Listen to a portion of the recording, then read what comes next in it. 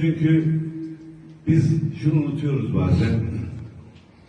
Nefsimize yeniliyoruz.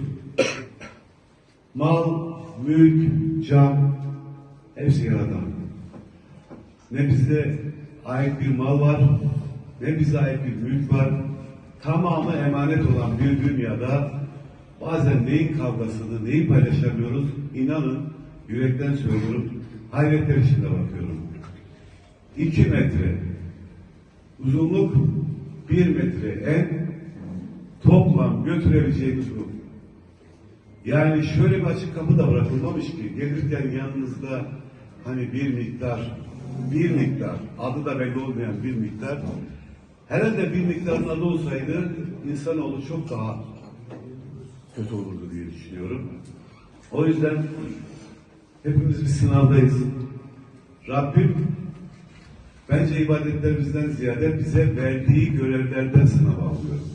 Görevlerimizi doğru yapıyor muyuz? Verdiği emanete sahip çıkıyor muyuz? Hak yolunda, doğru yolda yürüyor muyuz? En büyük sınavımız bu. Siz aillerinde sınav olmuş. Bence bu görünürlüğünüz Allah katında da büyük bir değer bulmuştur. Bu sınavınızı geçmişsiniz. Ben tekrar hayırlı olmasını diliyorum. Amin. Allah utandırmasın. İnşallah son olsun. Örnek olmuşsunuz. Tekrar tebrik ediyorum. Eğer İstanbul'da çocuklarımız da doğru mudur muhtarım? Adıma, Ali Yıldırım'ın adına ve akrabaların adına saygı duyuyorum.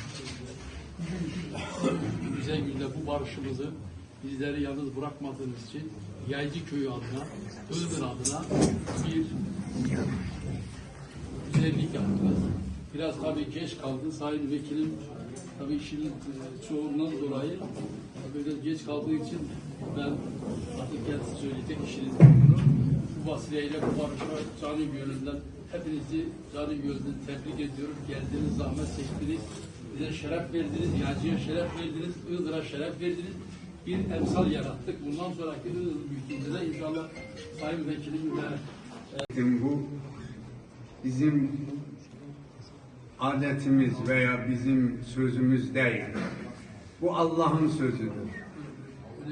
Allah Tebareke ve Teala Kur'an-ı Mübin'inde buyurur ki İnnemel mu'minûne ihve fesluhu beyne ahaveykum leallekum turhamun. Ey müminler, bütün Müslümanlar, müminler kardeştiler. Kardeşin de arasında bir huzursuzluk, bir geçimsizliği olabilir.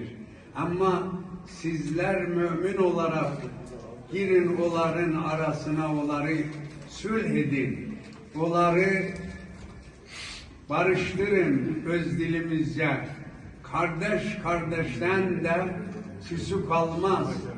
Siz onlara rahmileyin, küsülü olduğu anda şeytan mel'un vesvese eder onları, her gün bir kötü emele daha götürer.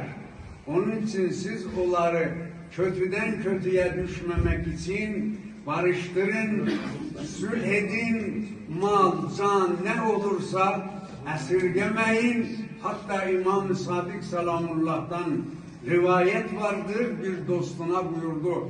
Füzeyl, eğer bizim dostlarımızın arasında bir geçimsizlik olarsa ben seni vekil ederim. Bizim malımızdan, yani mali imamdan, o vacibattan harca onların zararı neyse ver veya Allah yolunda bir böyle meclis düzenle, ben sana görev veririm. Onları sülh ettir.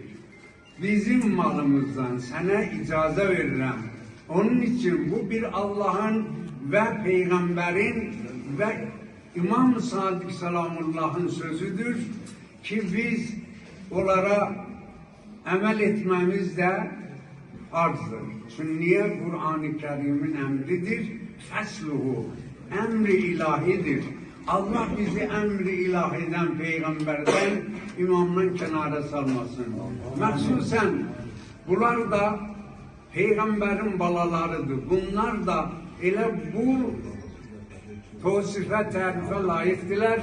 Allah bu güzel ve âli makamdan onları da bizleri de kenar etmesin. Vesselamu aleyküm ve rahmetullah. Muhammed Ali Muhammed salavat.